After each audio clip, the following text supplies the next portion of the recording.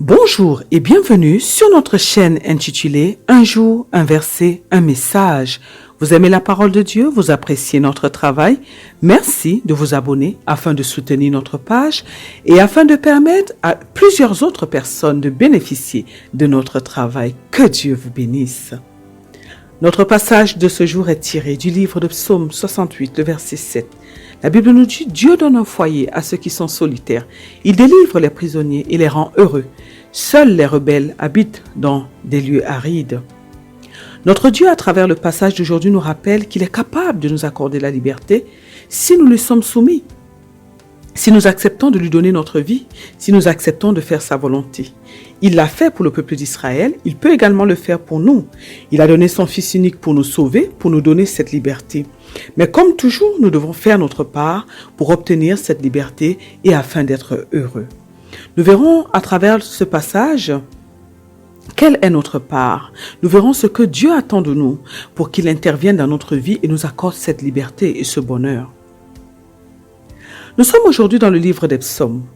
Au moins 73% des psaumes sont attribués au roi David. Les autres psaumes sont attribués à d'autres auteurs comme Asaph et Héman. Cependant, ces attributions figurent dans des titres qui sont ajoutés à certains des psaumes. Les divers auteurs qui ont écrit les psaumes vivaient à différentes époques, la plupart d'entre eux entre 1000 et 500 avant Jésus-Christ environ. Nous ne sommes pas certains de la date à laquelle le livre des psaumes a été compilé dans sa forme actuelle, mais les événements mentionnés dans le psaume 137 nous indiquent que le processus ne s'est terminé qu'après l'exil des Juifs à Babylone. Effectivement, la Bible nous dit donc à travers ce psaume 137, sur les bords des fleuves de Babylone, nous étions assis et nous pleurions en nous souvenant de Sion. Il s'agit donc du psaume 137, le verset 1.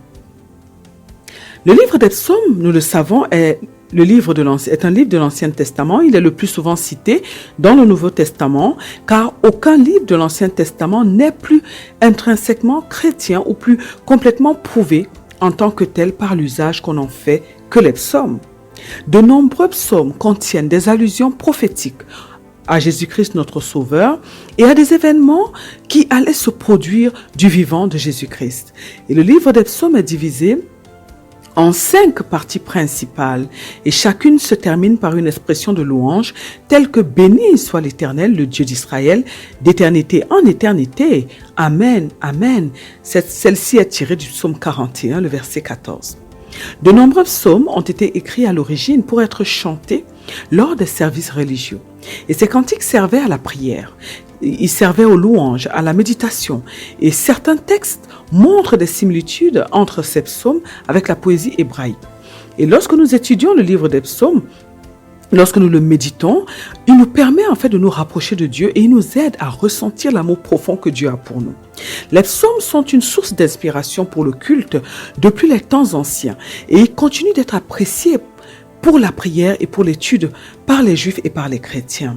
Le livre des psaumes, qui est un recueil de cantiques, de supplications et de louanges prophétiques de l'Israël antique, nous aide à évaluer la façon dont nous adorons le Seigneur, la façon dont nous l'implorons afin qu'il nous délivre et la manière dont nous le remercions pour toute l'aide, pour tout l'amour qu'il manifeste à notre égard.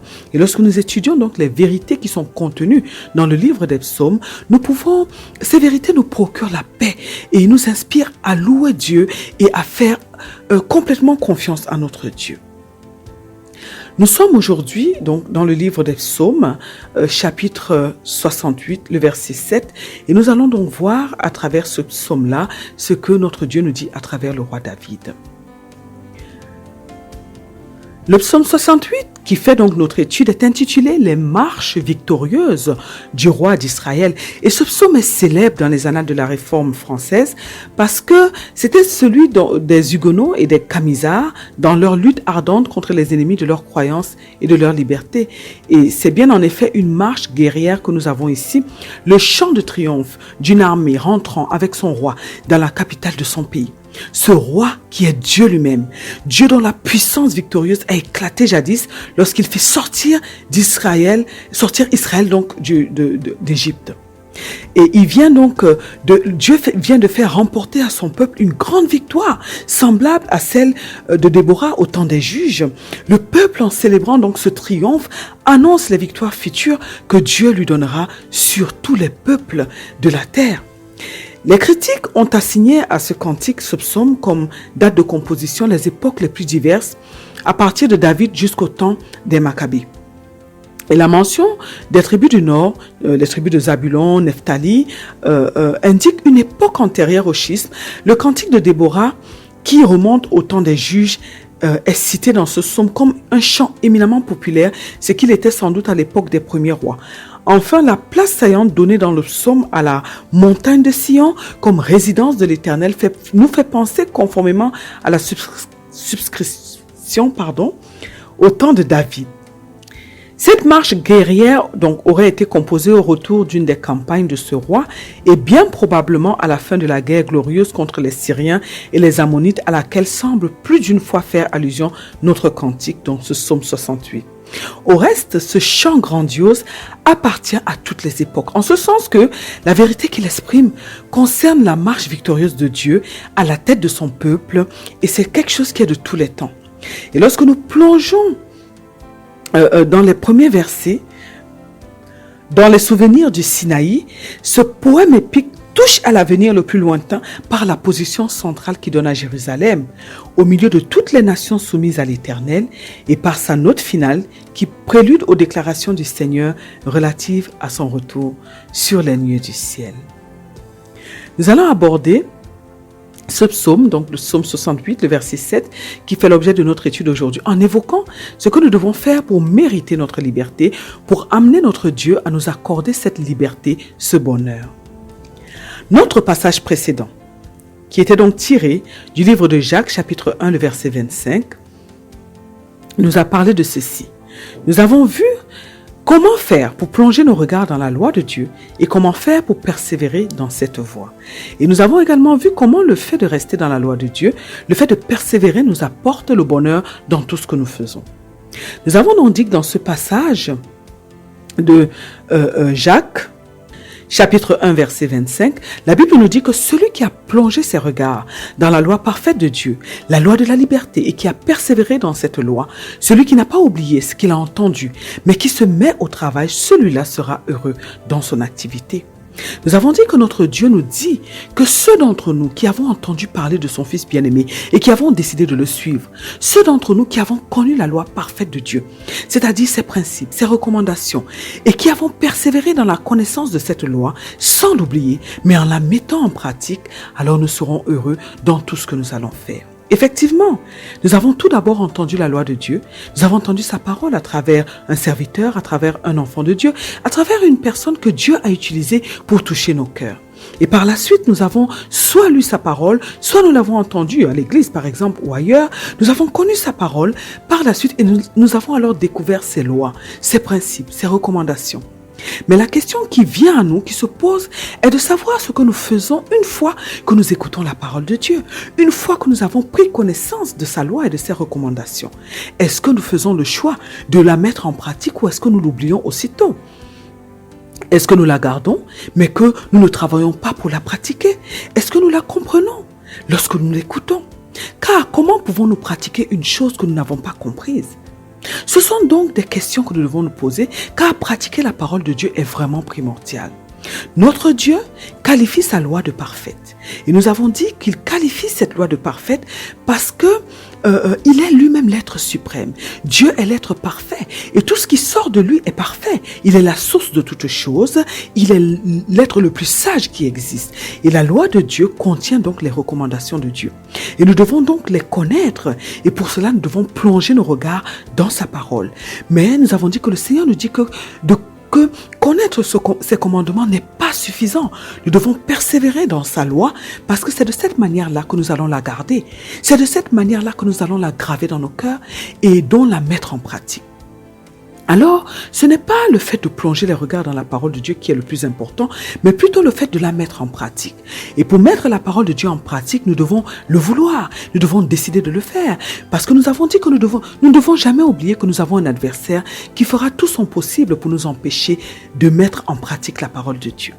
Et nous avons donc dit que nous devons nous souvenir de la parabole du semeur dans le livre de Luc chapitre 8, lorsque le Seigneur nous explique comment l'ennemi vient enlever la parole que nous avons entendue afin qu'elle ne reste pas en nous et qu'elle ne puisse pas porter du fruit. Et nous avons donc dit que nous devons comprendre que c'est un combat, que pratiquer la parole de Dieu c'est un combat, que nous devons lutter tous les jours pour mettre la parole de Dieu en pratique. Nous avons dit que nous sommes dans le monde. Et nous avons autour de nous des personnes qui font le contraire de ce que nous devons faire. Et cela peut nous influencer si nous ne faisons pas très attention. Et c'est la raison pour laquelle nous devons vivre comme des personnes mises à part que nous sommes. Nous devons nous consacrer à Dieu et mettre tout ce qui est du monde de côté. Sinon, ça ne sera pas du tout facile pour nous de faire la volonté de notre Dieu. Alors nous avons dit que ça doit être une décision que nous devons prendre pour pouvoir appliquer la parole de Dieu et que c'est comme pour l'application de l'amour envers Dieu et envers notre prochain. Car c'est également une décision que nous devons prendre et nous devons lutter tous les jours pour marcher dans l'amour parce que nous avons développé une nature égoïste lorsque nous étions esclaves de Satan et il faut donc un travail sur nous-mêmes de sorte que nous puissions nous débarrasser de cette nature égoïste. Et nous avons dit que nous devons accepter le changement, que nous devons vouloir le changement, que nous devons désirer la liberté parce que c'est la liberté qui est cachée, c'est la vérité qui est cachée derrière la parole de Dieu qui va pouvoir nous donner cette liberté. Nous avons dit que nous devons désirer connaître les mystères qui sont cachés derrière la parole de Dieu. Nous devons décider de faire de la parole de Dieu notre compagnon de chaque instant. Ce qui veut dire que nous devons la méditer tous les jours, le plus possible. Nous pouvons l'écouter, nous pouvons la lire, nous pouvons la méditer. Partout où nous sommes, nous avons dit que nous pouvons avoir accès à la parole. Lorsque nous sommes à la cuisine en train de faire à manger, nous pouvons l'écouter. Lorsque nous prenons notre douche, lorsque nous nous couchons, nous pouvons mettre l'audio, écouter. Nous devons prendre un temps pour nous donner à la parole de Dieu. Partout où nous sommes, c'est possible de le faire. Lorsque nous sommes dans les transports, c'est possible de l'écouter, c'est possible de la lire.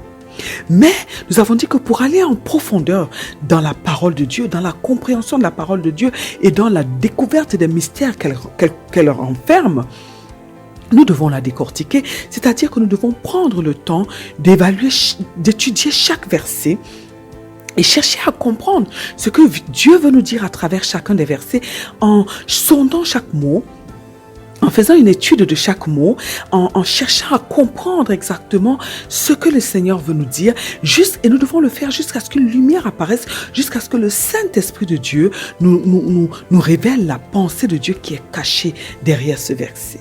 Et ça demande donc du don de soi, de la discipline, de la volonté, du temps. Mais ça en vaut la peine. Et nous avons dit que nous ne pouvons pas bénéficier des bienfaits de la parole de Dieu si nous ne la comprenons pas et si nous ne la mettons pas en pratique. Parce que la mise en pratique de la parole de Dieu est souvent ce qui est difficile à faire. Mais nous avons dit que le Seigneur nous dit que celui qui écoute la parole sans la mettre en pratique est comme un homme qui regarde dans un miroir son visage naturel et qui, après s'être regardé, s'en va. Et il oublie aussitôt comment était son visage en fait.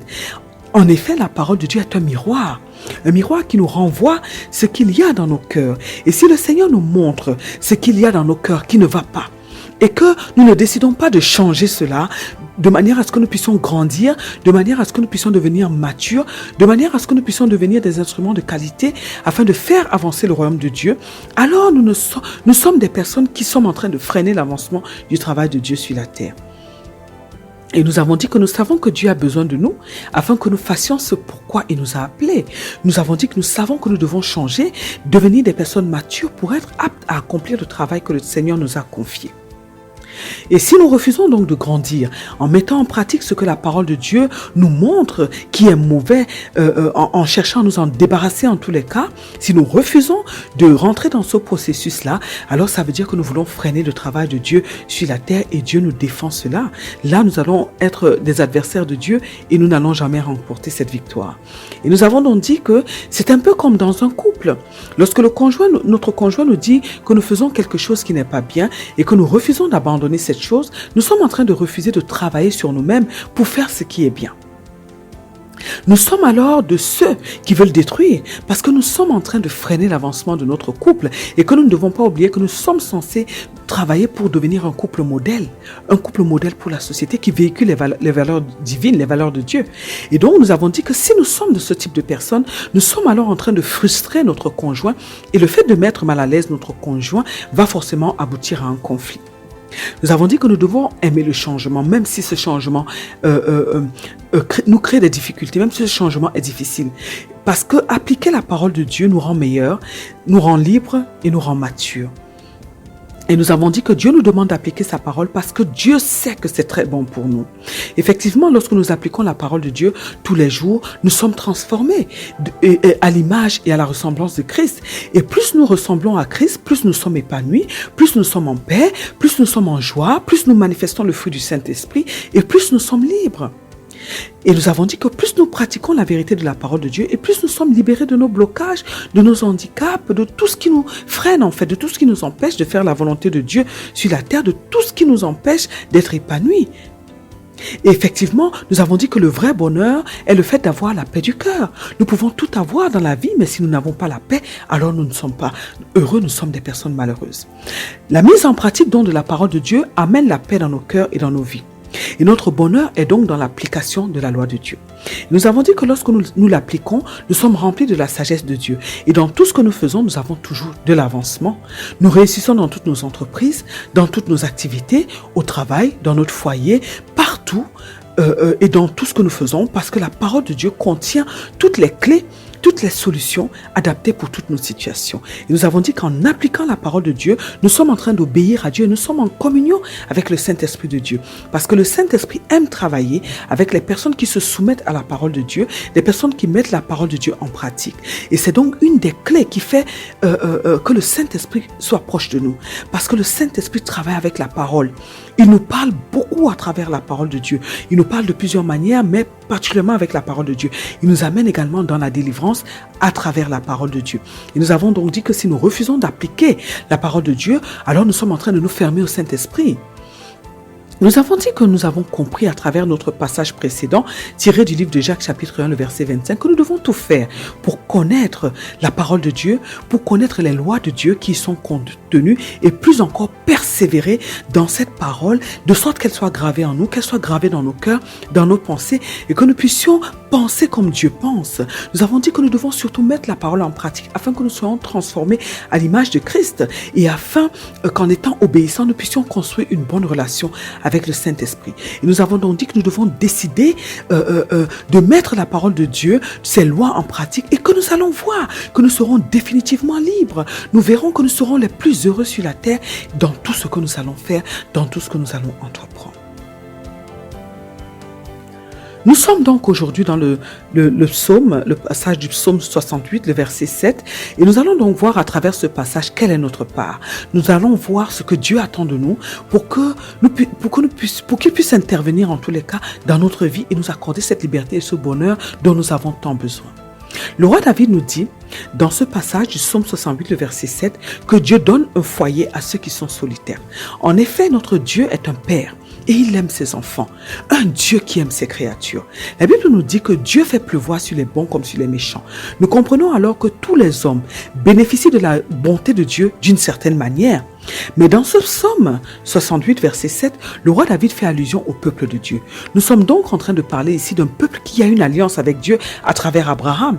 Abraham est le père du peuple d'Israël avec lequel Dieu a fait une alliance et Dieu lui a dit que sa descendance sera comme les étoiles du ciel et comme le sable de la terre.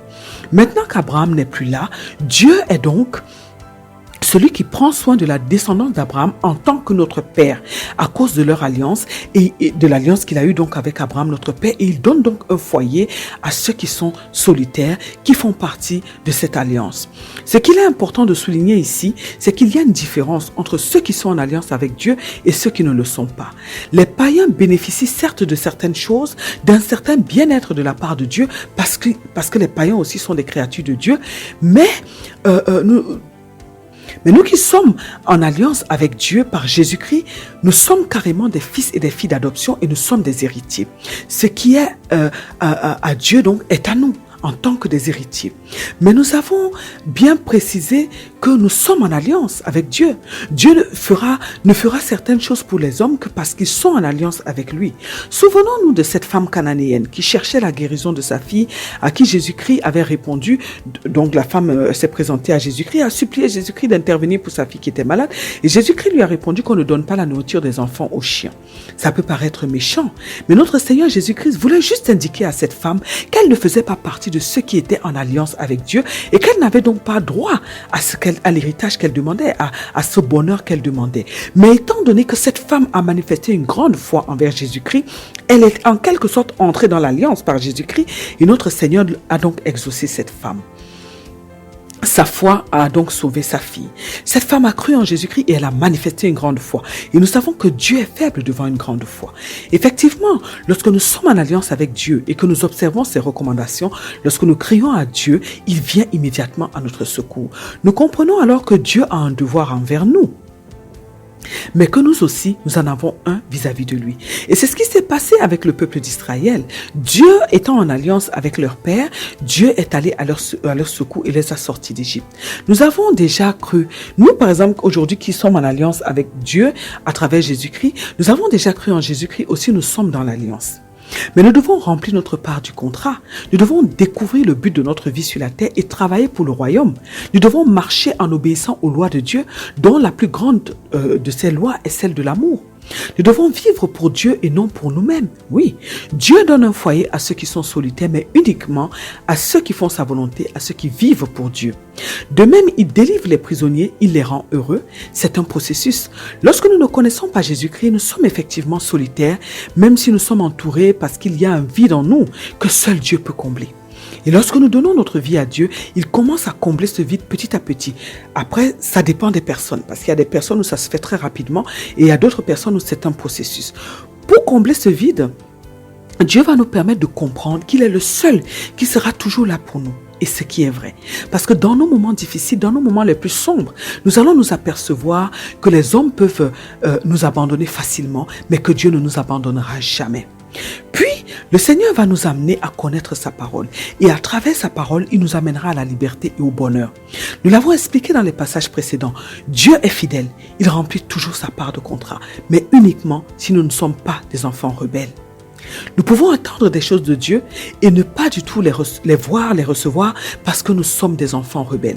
Un enfant rebelle est un enfant qui s'oppose à ce que son père lui dit. Il est têtu, il est obstiné, il ne veut pas obéir. Il ne veut pas suivre ce que son père est en train de lui dire, mais il veut faire ce qui lui plaît, il veut faire sa propre volonté.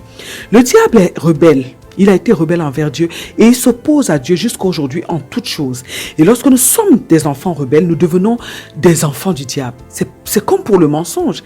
Et oui, parce que le diable est le père du mensonge. Et lorsque nous mentons, nous sommes des enfants du diable. Et à ce moment-là, nous devenons des ennemis de Dieu. Nous comprenons alors qu'il ne suffit pas d'être des enfants qui sont en alliance avec Dieu, mais nous devons aussi faire sa volonté afin de bénéficier de ses bienfaits. Beaucoup d'enfants de Dieu se trompent à ce niveau-là et leur vie ne change pas parce qu'ils ont signé un contrat avec Dieu, mais ils ne respectent pas les clauses du contrat. Ils sont rebelles envers Dieu envers Dieu et d'autres enfants de Dieu ne respectent même pas Dieu. Et ça me fait penser également au couple. Parce que nous pouvons certes signer le contrat de mariage, mais si nous ne faisons pas notre part, alors nous pouvons devenir ennemis de notre conjoint. C'est ce qui arrive d'ailleurs dans beaucoup de couples. Aujourd'hui, il y a énormément de divorces. Nous devons comprendre que la signature du contrat de mariage n'est pas tout. Ce n'est même pas le plus important. Le plus important, c'est de pratiquer. Le plus important, c'est de faire notre part, c'est de jouer notre rôle. Si nous avons la bague ou si nous avons un contrat papier signé, ça n'a aucun avantage. Parce que devant Dieu, nous ne sommes pas obéissants, nous ne faisons pas la volonté de Dieu dans notre foyer. Alors, le contrat ne sert à rien, la bague ne sert à rien.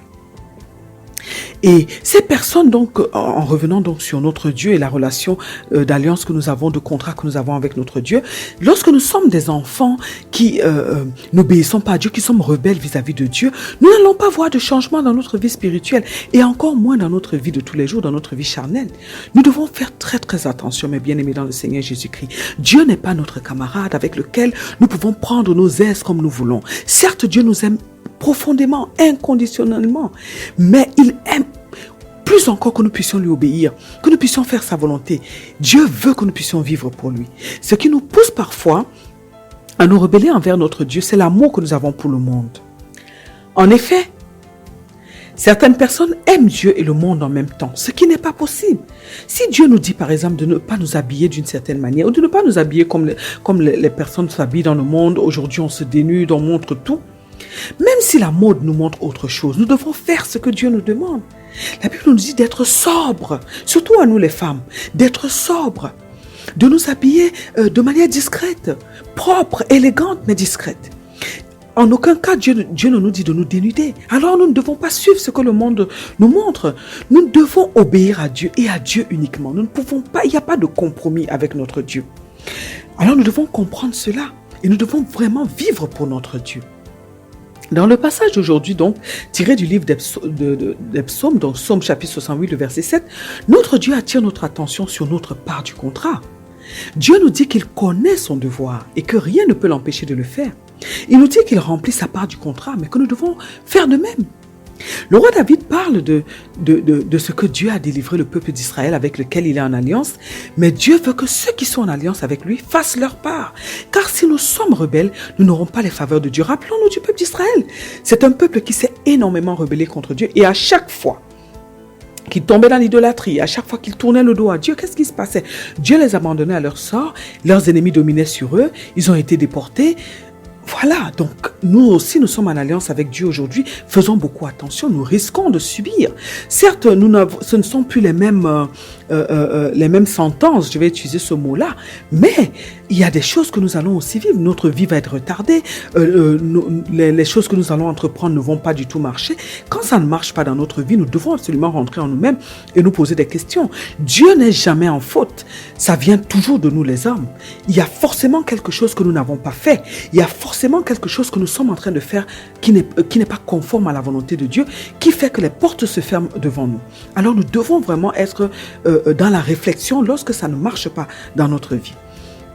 N'est-ce pas que la Bible nous dit dans le livre de 1 Samuel chapitre 15 de verset 22 que l'obéissance vaut mieux que le sacrifice? Oui, il vaut mieux pour nous faire la volonté de Dieu. Il vaut mieux pour nous ne pas être obstinés, ni têtus, ni rebelles envers Dieu pour bénéficier de notre liberté, de notre bonheur. Alors, mes bien-aimés dans le Seigneur Jésus-Christ, décidons aujourd'hui de faire la volonté de Dieu.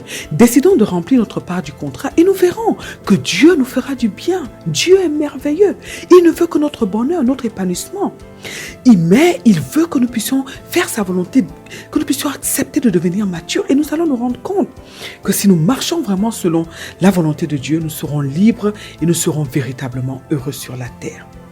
Prions aujourd'hui afin que Dieu nous donne la capacité d'être conscients que nous sommes en alliance avec Dieu et que nous avons notre part à faire.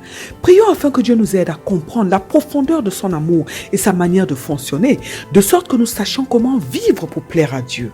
Prions afin que Dieu nous donne la capacité de faire sa volonté, de marcher dans l'amour, de faire le travail qu'il nous a confié sur la terre, afin que nous soyons véritablement libres et heureux au nom puissant de notre Seigneur Jésus-Christ. Amen. Que Dieu vous bénisse en abondance, qu'il bénisse vos familles, que Dieu vous bénisse éternellement et à très bientôt sur notre chaîne. Un jour, un verset, un message.